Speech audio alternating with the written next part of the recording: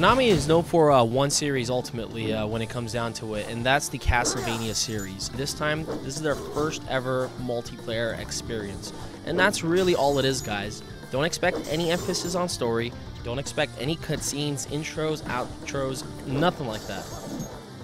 This is basically a game catered to anybody who ever was a Castlevania fan and was like, you know what, how awesome would this be if I could play this with a friend? And now you can, not only with just one friend, but up to 6 people at the same time could play. You also get a new camera system that Castlevania's never really had, so you can manipulate the camera. You could zoom the camera out, zoom the camera midway out, and then zoom the camera to the classic, mode that it's at. This is all to kind of see where everybody's at, because not everybody's going to play together. And if people do play together, then that's even better for you. At all times in the corners of the screen, if all your fellow players are out of the screen, like away from you, you will see them at all times. You'll see the actions they're performing. You'll see all sorts of stuff, whether they're dead or alive. You can revive your friends. There's all sorts of cool stuff for Castlevania fans. They've also made sure that the level design is very good. It's solid, but it's all just like copies of stuff from, Castlevania Symphony of the Night and all sorts of other Castlevania series that came out back in the day. None of the 3D stuff, all the classic 2D stuff. This isn't a bad thing at all, guys. It's just that it's not original. The level designs have always been solid within Castlevania games, and this is no exception.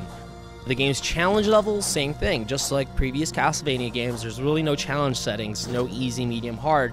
You just got to go in there and expect, basic platforming that, back in the day was tedious, challenging, and hard. You just got to get all back into that flow, back into the, combat flow, and you're going to notice even all the RPG elements in the game. I mean, as cool as they are, it's not like, oh, I can't wait till I level up again, or I can't wait till I get my next weapon, unless that's really what you want to do.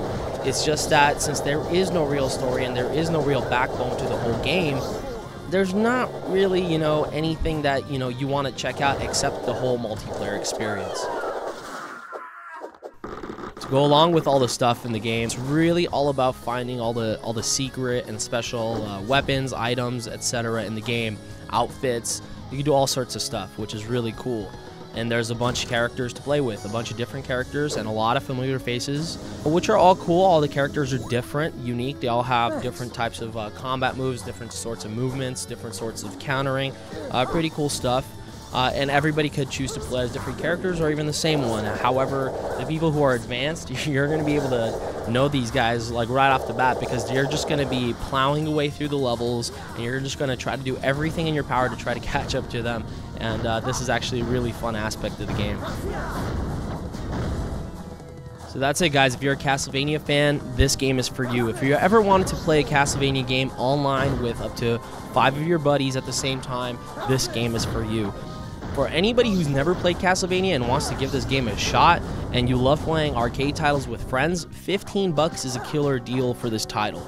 Other than that, this game deserves a nice, solid, adequate rating. And that's it, guys. Avik from Gaming Ahead. A lot more reviews on the way.